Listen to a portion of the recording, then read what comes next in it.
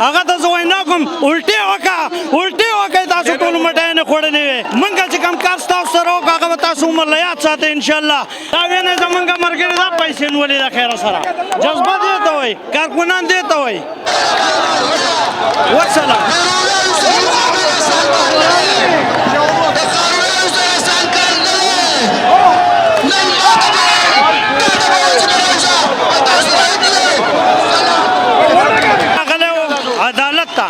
عدالت کې حاضرۍ له راغلی و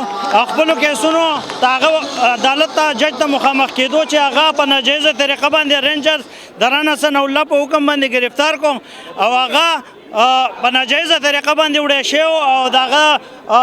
ظلم پې شوی په تشدد پې شوی په هغې باندې چې دی نه هغه گرفتار شو لیکن نن هغه فیصله د هغو چې ده هغه معطله شوه او زمونږ خان صاحب چې دی هغه رها شو او زمونږ کارکنان د حق وخت نه راوتي دي تر اوسه پورې په روډونو باندې ولاړ دي او مولانا صاحب به دا خبره کوله چې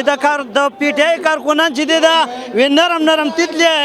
موږ تیتلیا نه یو تا ځمکه ګرموله او موږ ستا سره هغه کار وکړو چې چا د سره هم نه دی کړی راشه زمونږ زور وینا موږ چې کوم کار ستاسو سره وکړو هغه به تاسو عمر له یاد ساتئ انشاءالله او زمونږ یو ملګری دی هغه پرون په کابل چوک کې مټیان یې تقسیم کړی په خپل هم خوړلی هغه ته زه وینا کوم الټې وکړئ تاسو ټول مټۍ نه خوړلې وې موږ هغه نه انشاءالله موږ د هغه پورې په روډونو ولاړو تر څو پورې چې عمران خان آزاد شوی نه و دا وینئ زمونږ ملګري دا پیسې نیولې د خیره سره جذبه دې ته وایي کارکنان دې ته وایي والسلام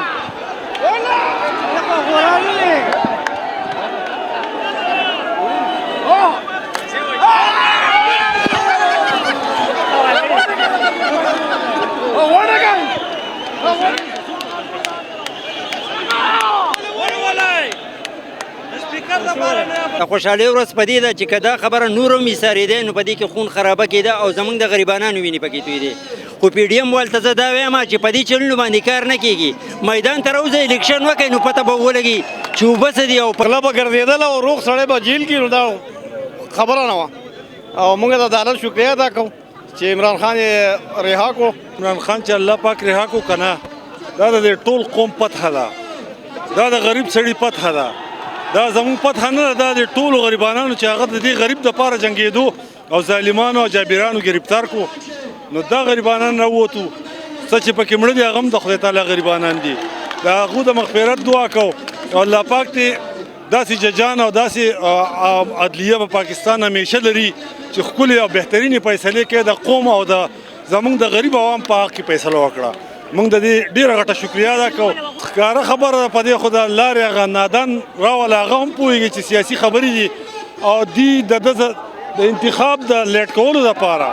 د ووټونو د ټایم ضایع کولو دپاره دوی دا حربي استعمالوي او په هره حربه کې ناکامه کېږي نو موږ د الله نه دا امید ساتو چې عمران به راځي او په 2 تیهايي اکثریت سره به راځي او انشاءالله دې خلکو ته به موږ ښیو چې حکومت خلک داسې کوي هغه تېر 3 کاله چې وو هغه د دې قرضې اسانې کړې او دوی بیا هغه حکومت یې ته واغست که چېرې هغه خراب سړی نن به هغه چا نه خوښو خو هغه ټیک سړی دی مخلص سړی دی دیانتدار سړی دی